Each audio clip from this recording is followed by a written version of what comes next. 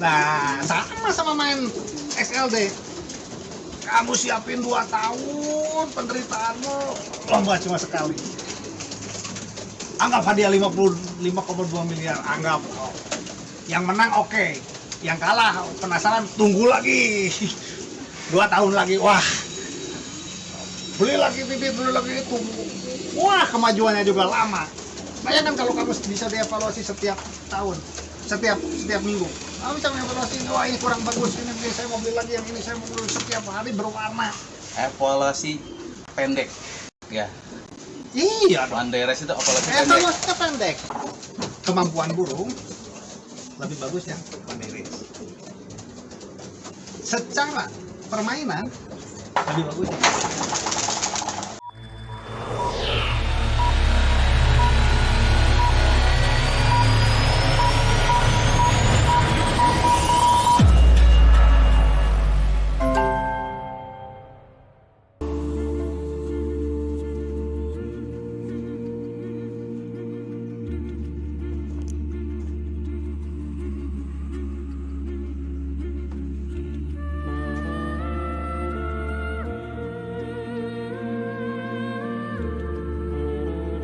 Selamat pagi Pak Indra.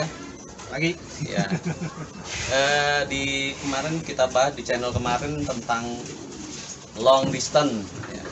Sekarang mungkin teman-teman banyak tanya tentang ODR-nya, one day race. Itu seperti apa dengan bandingannya dengan long distance atau extreme long distance itu? Oh, oke, pun lagi rame ya. Lagi banyak yang lebay.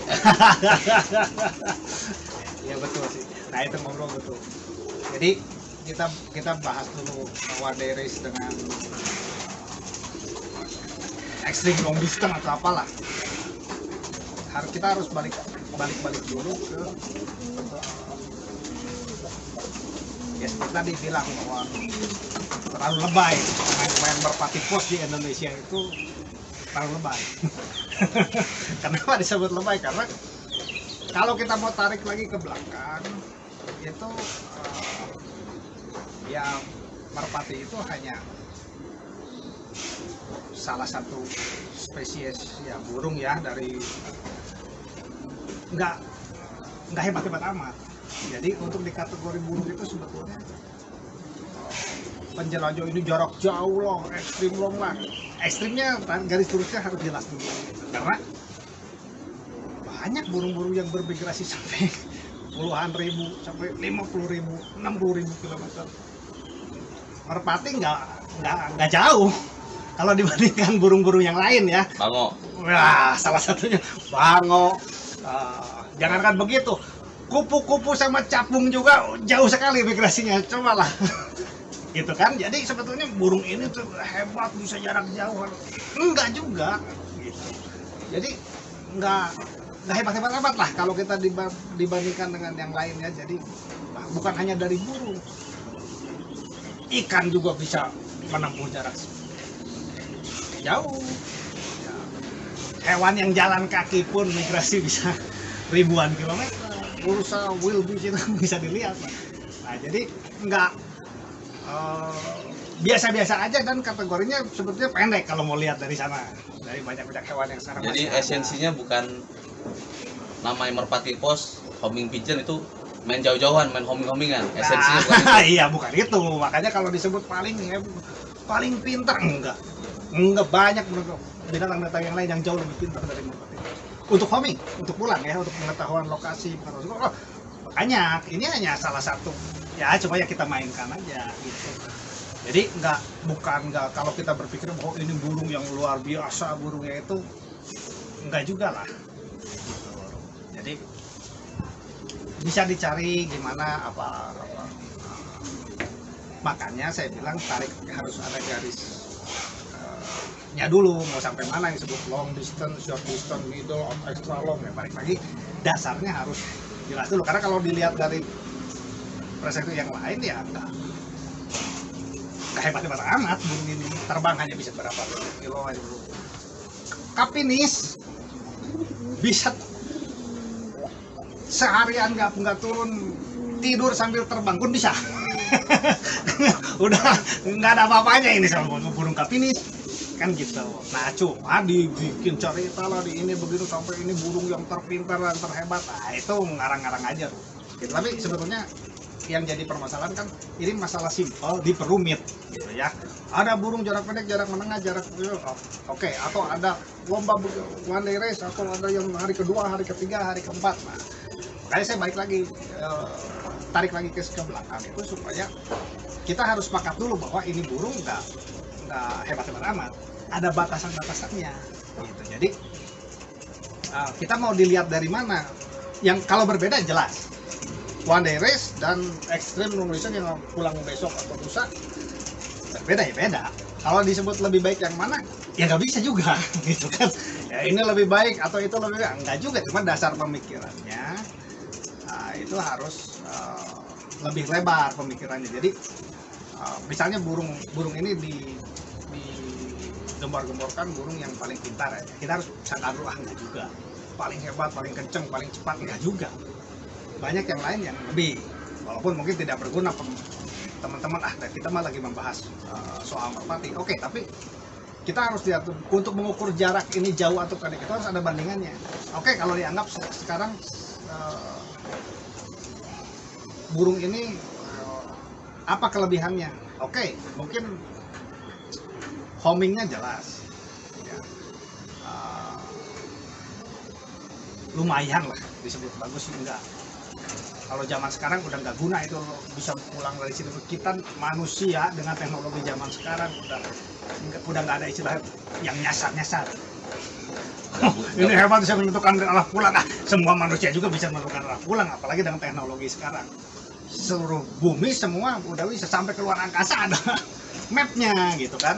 Nah sekarang burung hanya bisa tahu lokasi begini aja sih. Aku pikir ya oke lah, tapi ini yang bisa mungkin merpati itu yang kenapa sekarang jadi melahirkan itu karena bisa diternak dan dijinakkan. Banyak burung-burung yang udah lebih cepat, lebih hebat, tidak lebih sulit untuk dijinakkan ternak. Mungkin itulah awalnya. Tapi sepakat dulu bahwa kita itu ya ini ya hanya satu spesies burung yang punya banyak keterbatasan dan nggak ada yang hebat-hebat amat gitu. Nah, merpati pos itu paling pintar, yang bodoh juga ada. Merpati biasa yang bisa pulang jauh ada juga. Nggak begitu juga. Jadi untuk beda ras pun kita banyak salah persepsi loh. Jadi burung-burung lokalan itu nggak bisa dilombakan 10 kilo, 20 kilo atau 100 kilo. Lah, burung pos yang hilang 100 kilo banyak, burung biasa yang pulang 100 kilo, 200 kilo, 300 kilo banyak juga. Ya, karena kayak ada latihan, ada bakat, ada semua. Nah, jadi yang disebut hitungan one day race berapa kilometer itu balik-balik lagi dari, makanya kita bicaranya dari soal kemampuan burung pulang. Apakah etis nggak? Saya udah tahu dia nggak mampu, banyak yang nggak pulang, masih dilombakan. Nah itu yang saya sering teriak-teriak gitu ya, nggak apa-apa kalau mau suka ya. Oh, yang dari 1000 pulang 1 ya hebat ya. Nggak apa-apa, tapi harus sadar, jangan sampai tidak sadar. Apalagi orang jadi dibikin tidak sadar bahwa ini hanya permainan ya, bukan dia udah di luar limitnya. Burung bermigrasi puluhan ribu kilometer, berapa persen yang selamat? Banyak yang selamat, bukan 1-2, banyak banget. Semua. Iya, sedikit yang nggak selamat. Iya, karena emang sanggup dia gitu kan, nggak emang anatominya semuanya sanggup. Dia penyimpanan lemaknya banyak sanggup. Orang pada burung yang bisa terbang sekian banyak panjang emang tanpa berhenti, tanpa minum ya emang. Tapi kalau buat merpati nggak bisa gitu, untuk jarak yang sampai sejauh seperti itu. Jadi apakah bijak kita seperti itu kan begitu. Tapi kalau emang mau ya nggak masalah. Cuma yang harus diingat bahwa tidak bisa kita langsung terbangin ke jarak jauh. Jadi semua burung jago itu kan pasti alri dari pendek-pendek juga kan. Nah itu kan. Jadi kan ada race itu, ada yang disebut race jarak jauh itu harus mengenal dulu yang pendek nih.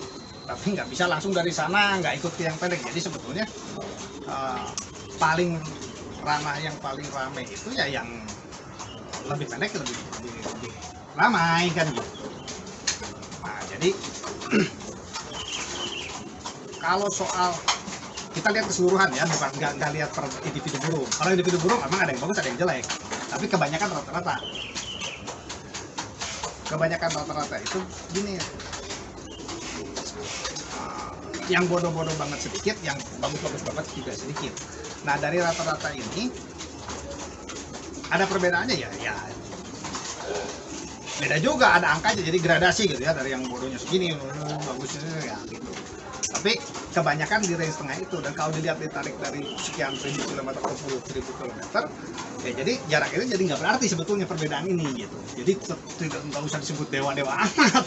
Kalau dari jauh akan tahu dari dekat 1.000 kilometer apakah burung short itu berapa kilo, middle itu berapa kilo, long itu berapa kilo, super long itu berapa kilo. Nah itu pun kesepakatan lagi gitu. Kalau kita mau, nah ininya aku lihat teman-teman kita rancu nggak tahu apakah burung 100 kilo beda sama 200 kilo, mau dibedakan lagi dengan 300 kilo, 400 kilo, per 100 kilo atau per 200 kilo atau per 300 kilo. Jadi apakah burung 1000 kilo sama dengan burung 1200 kilo?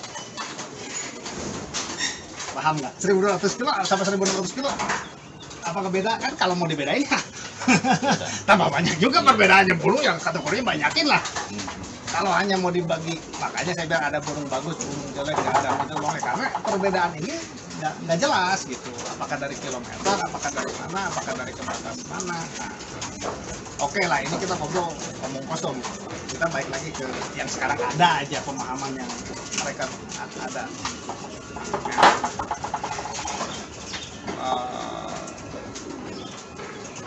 Permasalahannya kan yang jadi perbincangan kita itu lebih bagus yang mana, ini sama itu. Saya jawab nggak ada yang lebih bagus atau lebih jelek, itu mah ya terserah. Hanya kerangka berpikirnya harus jelas. Anda menyukai ini, menyukai tipe A atau menyukai tipe B, itu harus sadar memang kita senang yang begini, senang yang begitu, bukan yang jelek yang sana atau yang begini. Jadi kalau saya bilang orang yang SLD kejam, harus sadar emang saya kejam, beres. Jangan oh ini hebat, burung saya mau diterbangkan asal pulang pun itu pengorbanannya ini. Wah, aku pikir dengan kamu nerbang ke sana juga udah nggak bijaksana kan gitu kan. Ya itu pemikiran. Intinya yang SLD itu nggak terima kejam atau dibilang pembantaian itu nggak terima. Nah itu yang salah, nggak bisa begitu. Kamu pengen kamu ingin melakukan itu tapi kamu tidak mau ambil konsekuensinya gitu. Dibilang beruntung aja nggak mau. Ya ya, apalagi keberuntungan itu sesuatu privilege, harusnya bangga orang bisa beruntung. Kenapa harus malu-malu juga? Aku pikir konsepnya aja yang nggak pas ya di pemikirannya. Jadi nggak gampang orang keberuntungan. Diajarin juga susah. Lo gimana? Ya harus lebih langka, lebih senang lah. Mendapatkan keberuntungan itu perencanaan yang tepat. Betul. Nggak asal-asalan kita lomba beruntung. Betul. Hanya saya kasih pernyataan ya. Orang tidak mau mengeluarkan uang yang banyak untuk satu keberuntungan. Kita itu manusia itu berpikir ingin suatu kepastian. Semakin pasti, semakin berharga. Nah, emang kita berpikir seperti itu. Jadi sebetulnya makanya kenapa yang jarak pendek bisa ramai, karena lebih maju. Emang kalau kita terus selalu kita berpikir XLD nomor standar ininya diabaikan, lama-lama habis main martabak pasti habis karena nggak rame. Anehnya gini Pak, jadi dari jumlah burung nggak rame, dari peserta udah nggak rame, tapi bilang nggak rame kalau nggak lomba long list yang XLD ini. Ya makanya kan gini kontradiktif. Ya ini emang paradok. Jadi kita itu nggak tegaan ya. Misalnya kita main burung, aduh kalau saya potong kayaknya saya kalau burung jelek saya potong atau saya itu kan kasihan. Tapi kalau baik Udah aja terbangin, itu kan hanya walaupun sebetulnya mati-mati juga dia sebetulnya ya, cuma itu kita lebih nyaman melepaskan dia daripada kita potong di kandang. Nah gitu, itu kebanyakan penghobi kan gitu kan, pikir hobi kan kita senang, kita sayang kan ke burung. Masa sih saya ini jelek nih burung, aku nggak pernah suka nih burung di kandang misalnya. Nah, otomatis kita merasa kita merasa kita lebih bijak dengan menerbangkan dia supaya ya kalau dia masuk kandang orang belum mati lah, bukan saya yang bunuh lah gitu. Daripada seleksi dipotong itu awalnya. Nah, mulailah kita terbangin, pulang lagi, aduh ini burung masih pulang gua nggak suka misalnya. Kita coba lagi terbangin lagi kan begitu awalnya. Itu sebenarnya karena banyak kalau kita mau meningkatkan apalagi udah ketat ya kita harus seleksi terus kan. Salah satu jalan seleksi itu seperti itu. Jadi kalau ada orang bilang itu tuh sampahnya burung shot ke long, emang itu kenyataannya. Itu bukan menghina loh, gitu kan? Emang kita buang, gitu. Merasa lebih bijak buang hasil seleksi kandang kita. Itu karena kalau Anda merasa saya suka banget 10 kilo pun nggak akan terbang, sayang.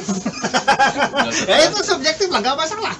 Hak kita, burung-burung kita ya 10 kilo masih, 20 kilo masih, 30 kilo. Begitu kita ada satu ini bagus nih burung saya mau merasa ingin mencoba menternakan atau gimana, ya nggak apa-apa, stok bird apa nggak apa-apa. Nah sekarang begitu ada masalah burung tambah banyak, motong KTK, kasih jenda mau, nah dilomba-lombain seperti itu awalnya.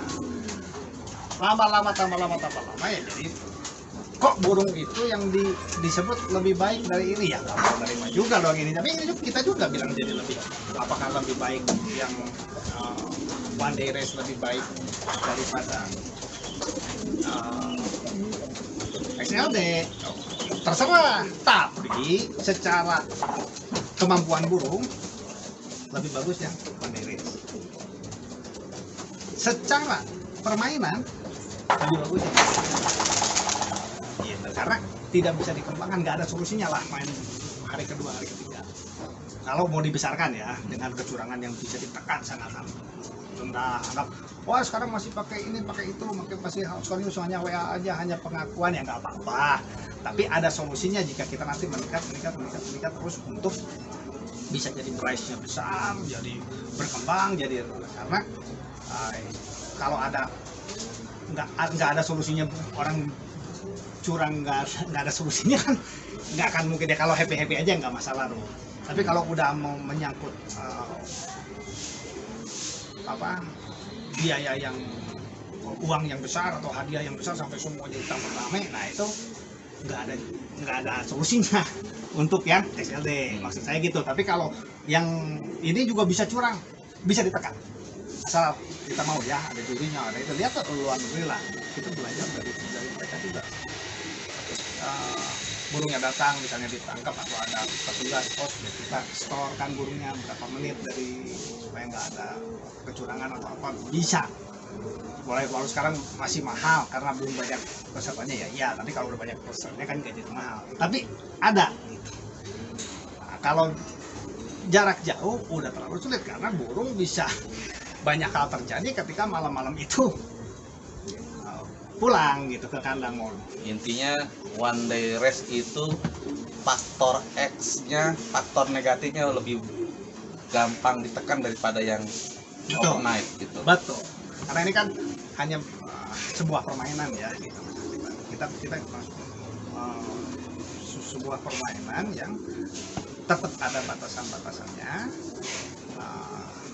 Tadi kemampuan burung itu tolong jadi pertimbangan. Kedua, batasan-batasan kita, teknologi kita untuk mengetahui bahwa untuk sampai saat ini ya, untuk mengetahui lomba dengan lebih fair ya baru yang one day race gitu. Mungkin nanti enggak, kalau semua orang udah dipasang GPS ya bisa ketahuan setiap burung, maksudnya dipasang GPS ya mau 2 hari 3 hari kan kelihatan kamu licik enggak.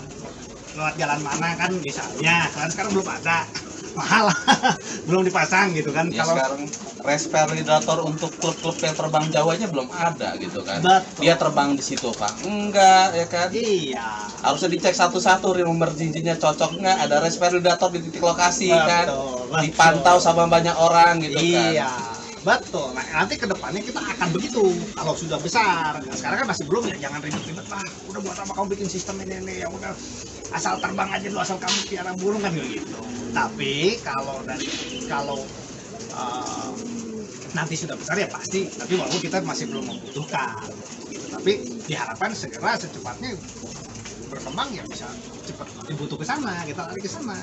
Ya kedepannya pasti gitu. Artinya mau ex-alis gimana pun nanti ada dari kedokteran yang untuk ngecek kalau pulang itu kadar darahnya itu Mungkin. bener lomba atau Iya, tidak gitu kan. Iya. Karena sekarang ada yang aneh itu, burung mabung bisa pulang ya kan.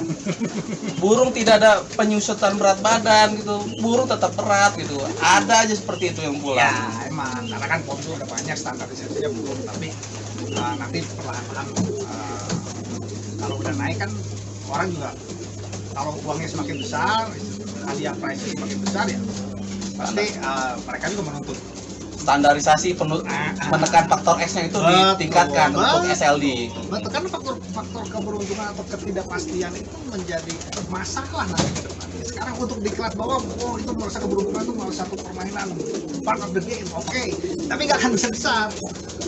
Bukan itu gitu, karena ya kita harus bisa kompetisi ini yang semakin ketat kompetisinya semakin itu yang akan membesarkan. Kalau hanya faktor gini nih. Luck itu bukan itu gitu. Menyimpang sedikit, kita bilang burung bagus atau jelek atau bakat lah ya, kalau orang ya sama seperti saya kita anggap orang aja, kalau orang itu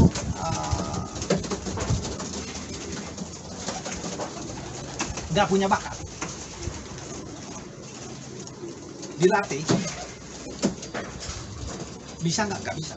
Jadi betul ada bakat,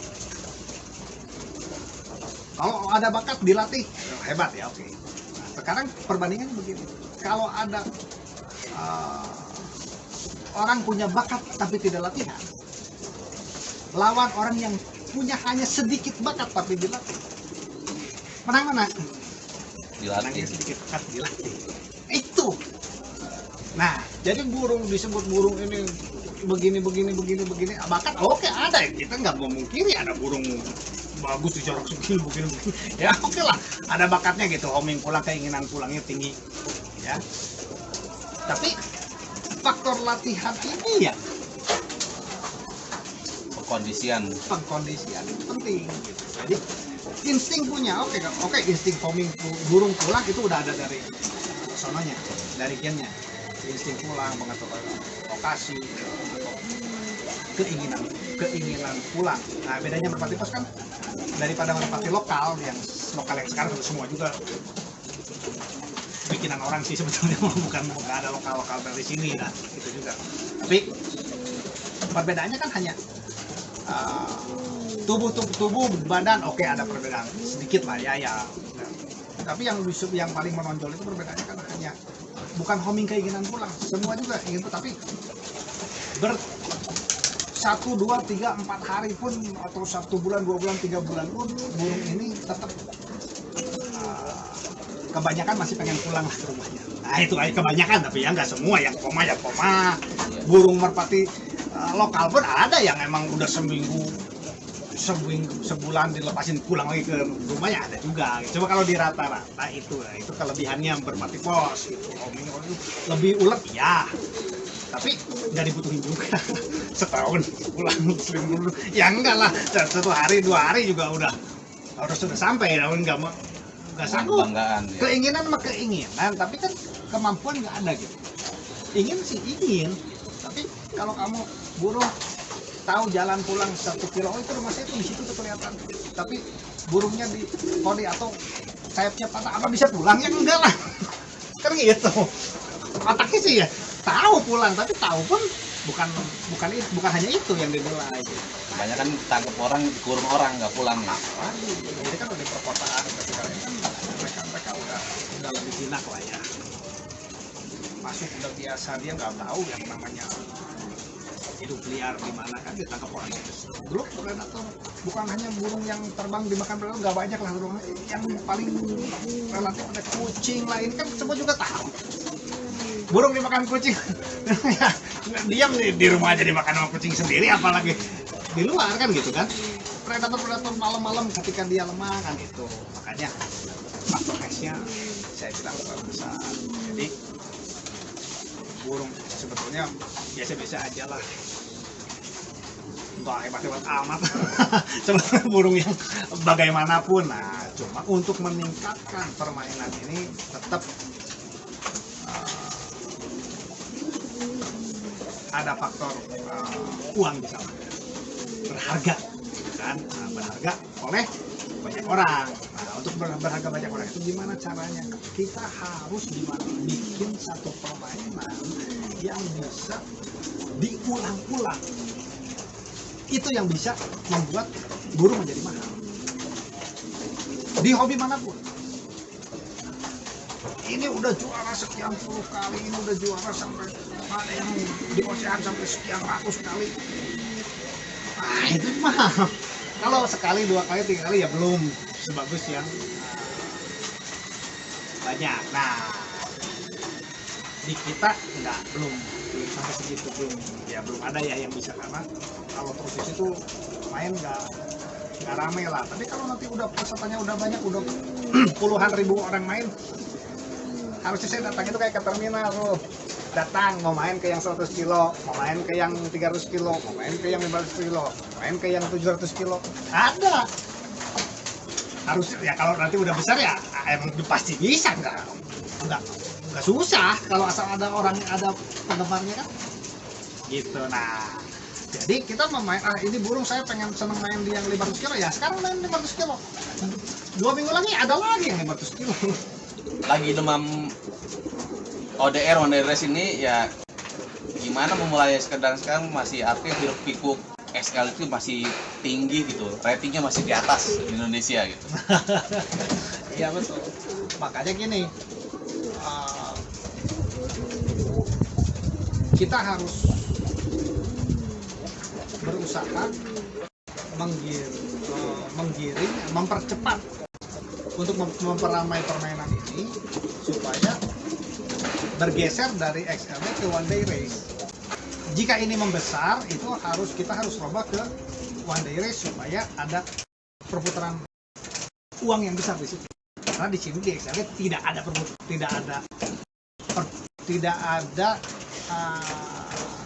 Perputaran uang besar di SLD. Iya, nggak bisa peningkatan yang tinggi ya. Karena yang kita bicarakan bahwa bosan main SLD, orang punya mempersiapkan burung 2 tahun untuk hanya 1 kali lomba.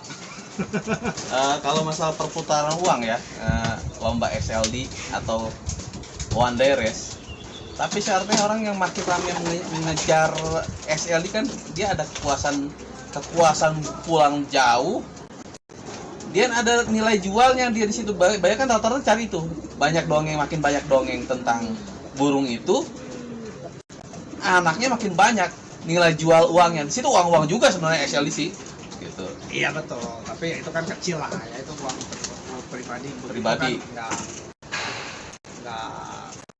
untuk grup pribadi besar, tapi kalau untuk kolektif ya enggak juga. Kalau ngurusin pribadi lama-lama mati ya. Pasti mati. Lomba ini perkeruman masih mati rata. Pasti mati karena nggak bisa gini, uang banyak tersedot ke 1 orang. Nah, itu nggak ada permainan gitu. Harus rame-rame semua orang merasakan. Kalau kolam itu harus banyak ikannya dulu lah gitu. Jangan sedikit tapi saya ambil semua gitu, nggak begitu gitu. Harus permainan itu ikannya harus banyak dulu, jadi yang di sana dapat, yang sebelah kita dapat, yang sebelah kita ya kita lebih hemat lebih banyak. Tapi jangan kalau diambil pakai individu sendiri ya kapok semua mancing nggak ada ikannya katanya gitu. Karena emang sedikit. Nah jadi kalau perputarannya banyak kita udah kenyang pun masih berlimpah ya diambil orang. Nah itu yang harus kita kejar gitu. Jadi harus ada perputaran yang besar dan di XRD tidak ada daya tariknya untuk ke sana. Karena faktor tidak bisa dia besar. Tidak bisa dia besar. Kepastiannya orang berani berinvestasi atau mengeluarkan uang banyak itu kalau ada kepastian yang cukup tinggi persentasenya. Nggak ada orang berani mengeluarkan invest untuk sesuatu hal yang kecil, keberuntungan.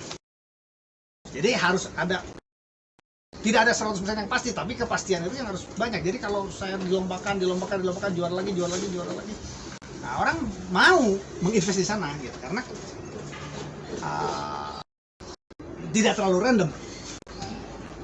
Nah, untuk besar itu harus ke sana. Ini bukan nggak boleh di paradoks jadi dibalikan. Wah, itu yang faktor yang ketidakpastian itulah yang membuat atau kelangkaan itu yang membuat. Wah, itu bukan itu. Karena nggak akan besar kalau begitu. Karena hanya segelintir-gelintir orang yang emang fanatik lah ya misalnya seperti itu yang akan menggeluti hobi ini. Karena bolak-balik pun apapun harus ke uang.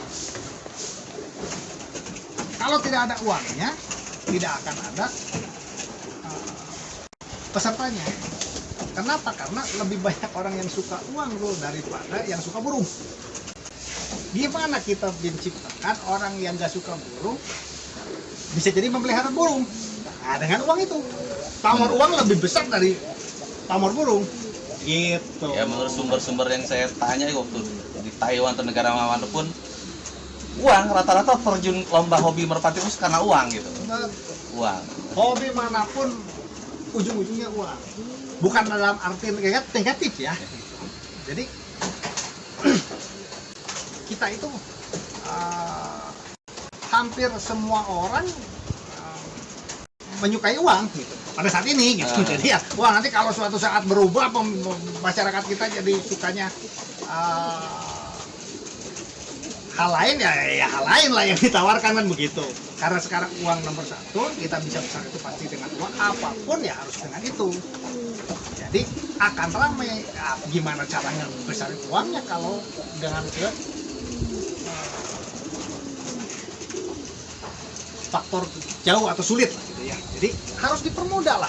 Segala sesuatu harus dipermudah. Jadi ramai. Jadi kita cepat karena tiap minggu lomba. Nah, itu kalau satu kali lomba hadiah 100 juta. Satu tahun ada 52 kali. Lomba berarti 5,2 miliar satu tahun. Kalau kita main one day race ya, atau jarak pendek lah gitu. Kalau mau sebut jarak pendek jarak jauh. Kalau lebih mudah mana melaksanakan 52 lomba dengan hadiah 100 juta atau dengan satu lomba dengan hadiah 5,2 miliar? Kan gitu. Saya nggak punya konsep, nggak terlalu sulit membayangkan ada hadiah lomba 5,2 miliar satu kali race. Tapi kalau lomba 100 juta tiap race banyak. Sekarang juga udah ada lah, mimpi segitu nggak muluk-muluk gitu. Nah makanya harus one day race supaya jadi bisa rame. Itu yang membuat, dan kalaupun ada 5,2 miliar hadiah satu lomba, apakah betul lebih nikmat dari 100 juta setiap tahun? Gajian setiap bulan sama gajian setahun sekali. Betul. Kita itu manusia itu tidak bisa menghitung akumulasi uang ya, tapi ya maksudnya satu setahun kita digaji 120 juta dengan 10 juta tiap bulan, rasanya beda. Kamu ada harapan, ada kalau tiap bulan, oh saya mau gajian nih, bulan depan oh saya mau gajian lagi nih. Hidup nggak mati nungguin setahun. Kebahagiaan yang kita terus. Jadi setiap bulan itu kerasa nikmatnya. Tapi kalau 120 juta setahun sekali, kerasa nikmat 1 sampai 2 bulan. 10 bulannya ke sana itu penderitaan. Wah, nah sama main XLD. Kamu siapin 2 tahun penderitaanmu, lomba cuma sekali. Anggap hadiah 55,2 miliar, anggap. Yang menang oke. Yang kalah penasaran, tunggu lagi 2 tahun lagi, wah beli lagi bibit, beli lagi itu, wah kemajuannya juga lama. Bayangkan kalau kamu bisa dievaluasi setiap tahun, setiap minggu kamu bisa mengevaluasi, wah ini kurang bagus, ini saya mau beli lagi, yang ini saya mau beli, setiap hari berwarna. Evaluasi pendek ya. Iya dong, One Day Race itu evaluasi pendek. evaluasinya pendek karena kita bisa terus ada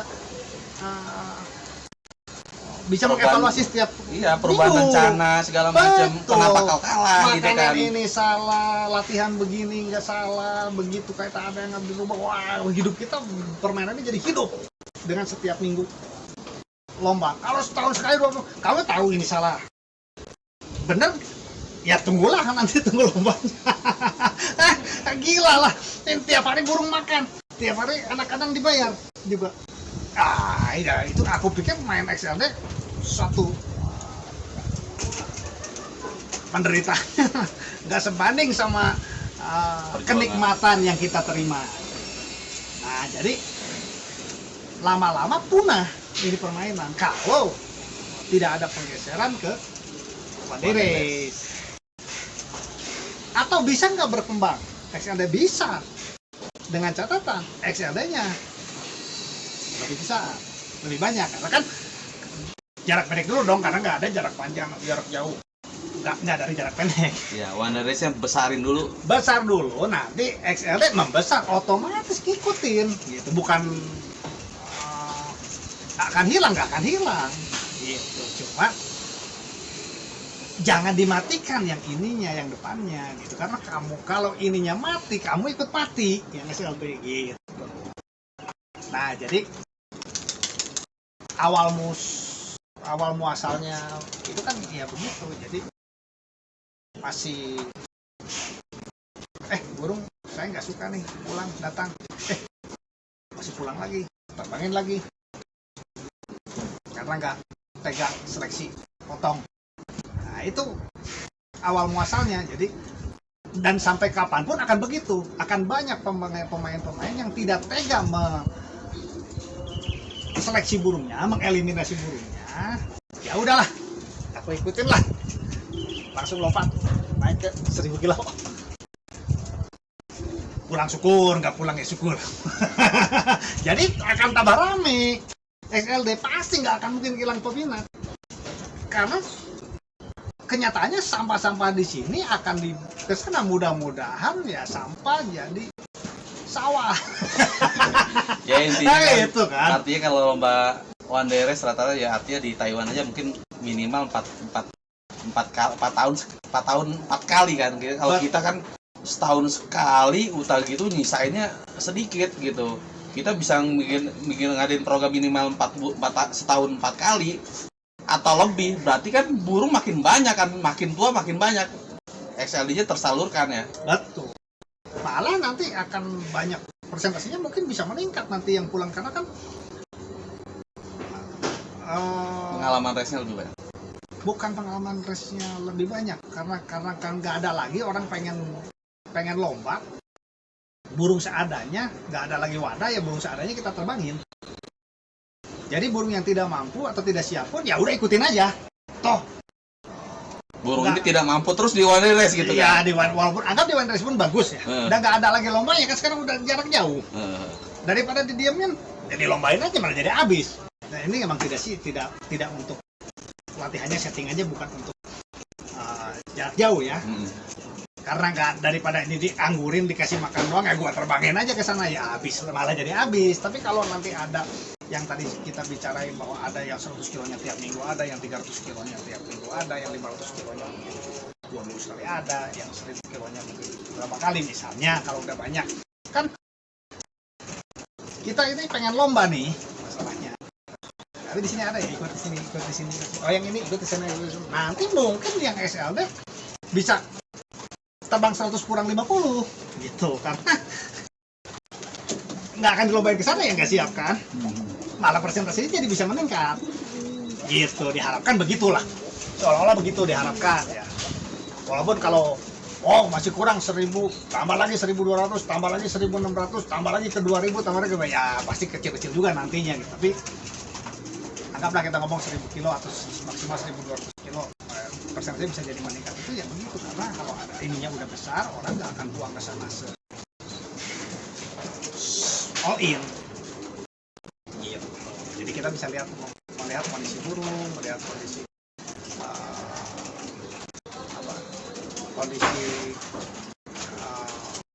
cuaca juga, ya segala faktor lah kita bisa lihat. Enggak juga nanti aja kok ada lagi gitu ya. Kalau kita udah lama lah atau dengar SLD kan mungkin ya ada yang bilang demam one day race kan.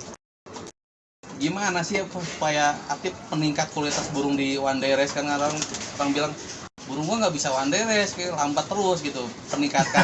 Artinya meningkatkan kualitasnya kayak gimana gitu kan teman-teman gitu one day race, karena speknya nggak ada gitu, lambat semua bertahun-tahun, seumur umur begitu aja, jadi burungnya speknya rendah gitu. Sebetulnya sih balik lagi ya, nggak ada evaluasinya, nggak ada seleksinya. Jadi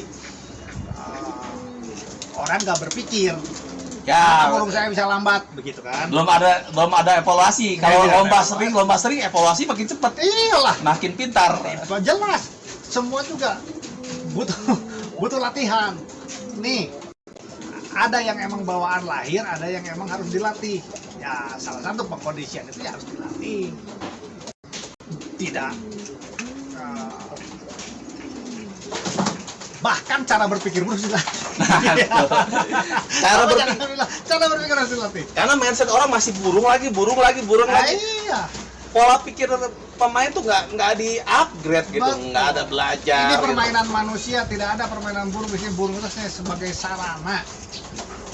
Burung ini sebagai sarana untuk kita mainkan. Jadi sebetulnya ya permainan manusia lah, bukan permainan. Itu yang lebih besarnya, makanya kita harus. Jadi dahulukan upgrade burung atau upgrade pola pikir kita ini? Saya tetap balik lagi, burung nggak beda jauh amat. Orang belajar berjalan itu otomatis lama-lama jalan sendiri, nggak usah diajarin juga ya bisa lah.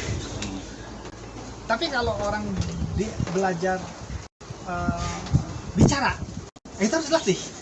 Nggak ada orang kalau nggak diajarin nggak bisa ngomong, nggak bisa ngomong. Nah sama fisik pun begitu, jadi latihan pun ada banyak. Kalau kamu ingin ototnya besar, begitu bukan dilahirkan otot besar, nah, itu dilatih. Nah cara berpikir pun gitu. Ya ada yang emang harus dilatih dan ada yang bawaan sendiri. Kita harus bisa membedakan antara apa yang harus dilatih dan apa yang naluri, gitu ya. Naluri yang ada di gen kita itu beda dengan yang harus dilatih. Nah, permainan merpati ini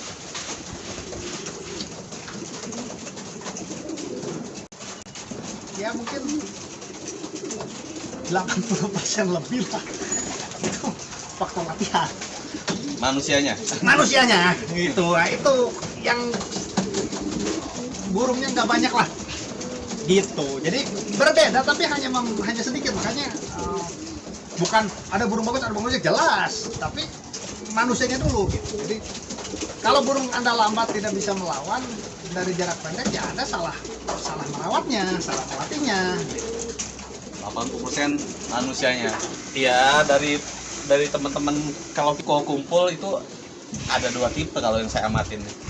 satu ngumpul ngomongin burung terus, burung saya begini, burung saya gini, gen segala macam, muter-muter di situ aja. Yang kumpulan B ngomongin bagaimana membentuk burung seperti itu, bagaimana ngelatih burung seperti itu gitu. Jadi yang satu tuh burungnya, yang satu gimana ngupgrade orangnya gitu. Ya itu perbedaannya. Nah itu perbedaan berpikir. Jadi kalau misalnya kita selalu membahas yang tidak bisa kita kendalikan, ya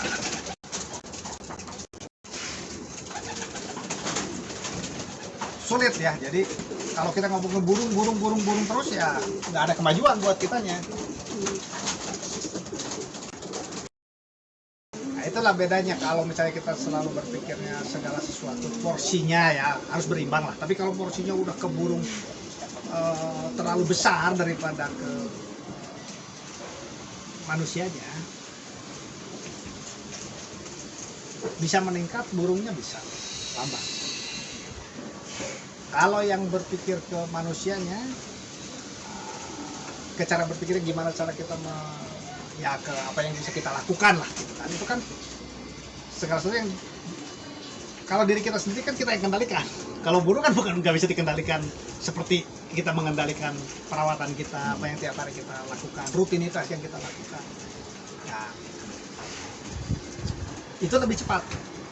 Jadi yang begitu-begitu akan lebih maju, lebih cepat, pintar daripada yang berkutat terus lingkaran setan urusan burung. Gitu. Jadi topiknya jadi nggak, ya cuma cerita doang lah, nggak ada yang bisa dipelajari lah. Ini jelek udah aja, ya kita hanya sebagai ngedengar informasi aja. Sebenarnya pengetahuan. Justru yang upgrade pemikiran, upgrade manusianya itu dia nggak bosan-bosan upgrade burung, nambah burung, beli burung untuk upgrade kandangnya selalu gitu. Beda sama yang cuma mikirin burung, ngomongin burung aja. Dia nggak ada ningkatin skill, cuman ngurusin per burung itu aja. Kalau kita kan ngomongin nggak pernah berhenti kan nambah burung, bener nggak Pak itu? Nggak pernah kan kita berhenti. Ini sama dengan ngobrolin bambu runcing. Terus yang diomongin pasti kan dia masa lampau, burung saya yang dulu begitu, diceritain begitu, ya sampai kapan juga bukan gaji. Kalau dia emang mendewakan burung, harusnya dia beliin burung terus dong. Nah, orang-orang yang banyak ngomong gitu nggak beli-beli. Nggak beli-beli. Karena itu hanya untuk memuaskan dirinya saja, cerita dulu itu seperti ini, dulu itu seperti ini, gitu kan. Beda sama yang kita berpikir ingin ke masa depan gitu, untuk menciptakan seperti itu.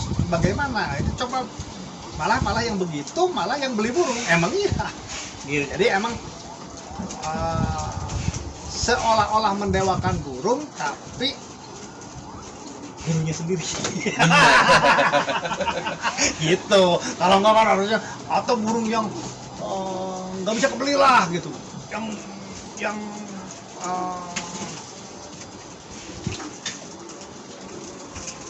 juara dunia lah atau apalah yang emang nggak masuk range kita beli gitu kan. Iya. Nah, ya begitu aja ceritanya. Dia kalau mau bilang burung bagus, dia pakai yang sana. Kalau yang di sini pakai yang burung sendiri. Dia mah ingin bercerita, ingin dihargai, ingin diakui, ya begitu. Ya emang nikmat sih. Intinya jika burung kita udah paling bagus, udah paling hebat pun dimakan usia. Jadi tetap kamu harus beli. Anggap aja kalau apa yang dia pikirin burung saya terbaik, terhebat pun, apakah bisa hidup berapa lama? Bisa menghasilkan anak berapa lama? Ya pasti tua juga, berhenti juga, sebelum mati udah mandul dulu kan. Ya harus beli. Kan begitu.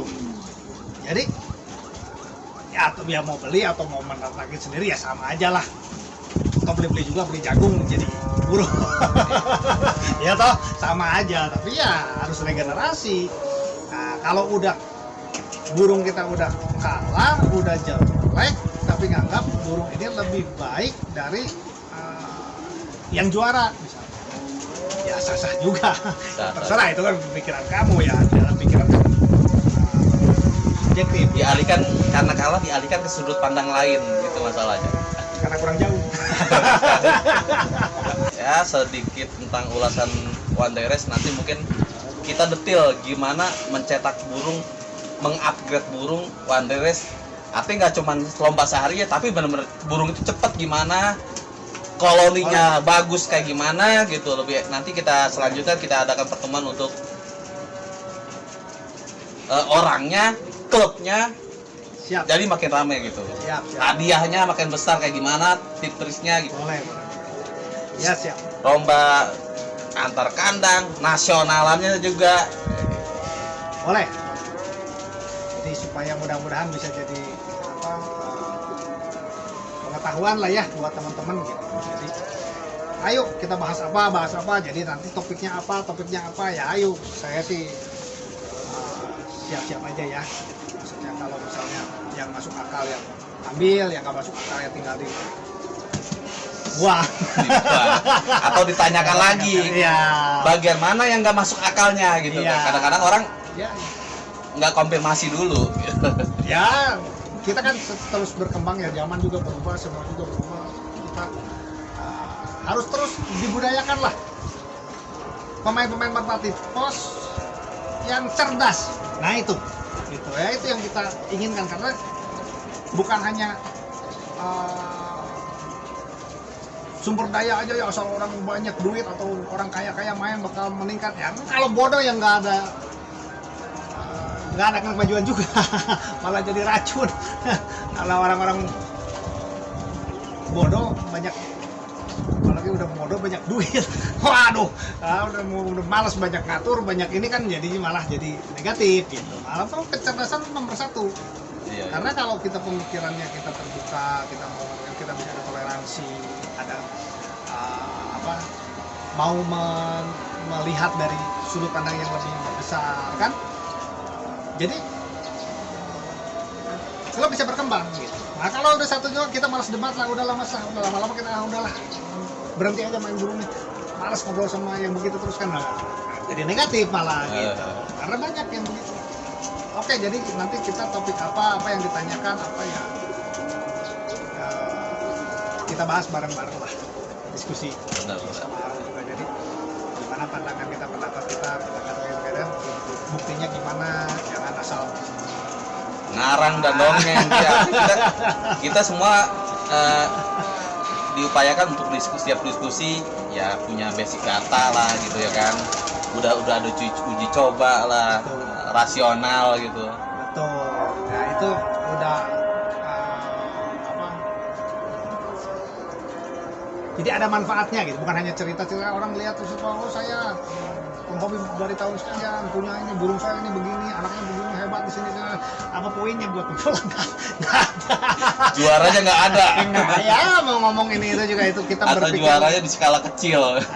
Jadi nggak perlu ngomong-ngomong yang gitu, ya udahlah gitu ya. Harus diperbanyak pengetahuannya. Jangan cerita-cerita yang nggak apa-apa, kita ngobrolin yang lama supaya orang matching dulu ya gitu. Yeah. Maksudnya supaya jadi kita merasa akrab, bisa tahu oh latar belakangnya kamu itu begini, oh sejarahnya begini, ya udahlah cukuplah 5-10% dari percakapan pendahuluan. Udah oke, kita ngobrolin yang masa sekarang dan masa yang akan datang. Ngapain terus ngobrolin dulu saya juara, kemarin saya juara, ini basi lah, nggak ada gunanya buat pemula teman-teman kita. Itu kita pikiran apa yang kita harus lakukan ke depan. Jadi ada terobosan ada ini, wah rame, tambah rame. Kalau ke belakang terus Semua pemain makin tambah pintar, makin cerdas. Kita bersaing di antara orang cerdas, menarik. betul. Apapun kalah pun lebih happy daripada menang terus tapi begini-begini juga. Jadi anggap dulu 100 tahun yang lalu atau 200 tahun yang lalu seorang raja yang paling hebat pun kepanasan harus kipas dikipasin. Sekarang kita yang bukan siapa-siapa, kepanasan, kita diem di satu ruangan publik, ada AC-nya adem. Tetap beda lah. Ya, jadi sekalah-kalahnya kita di suatu kompetisi yang besar lebih nikmat daripada menang di yang zaman dulu gitu. Iya. Ya seperti dari yang kecil-kecil apalah, nggak ada apa-apanya. Gitu. Jadi kita sekarang walaupun kita bukan siapa-siapa, bukan raja, bukan apa, tapi kita udah nggak pusing urusan kesehatan. Kita ada kepanasan juga, ada AC, pengen pergi 100 kilo cuma gampang. Sampai dulu harus jalan, wah pakai kuda, wah ribet, panas, mau dibakar, nah gitu. Jadi harus ke sana ditariknya gitu. Kita buka ke sana. Jadi semakin besar semakin baik. Walaupun kita kalah di yang bersaing lebih tinggi, itu lebih nikmat daripada kita menang di yang tidak ada persaingan. Dia ada kurang persaingan. Kurang persaingan. Tetap sengsara lah. Oke, begitu. Makasih Mas Indra. Siap.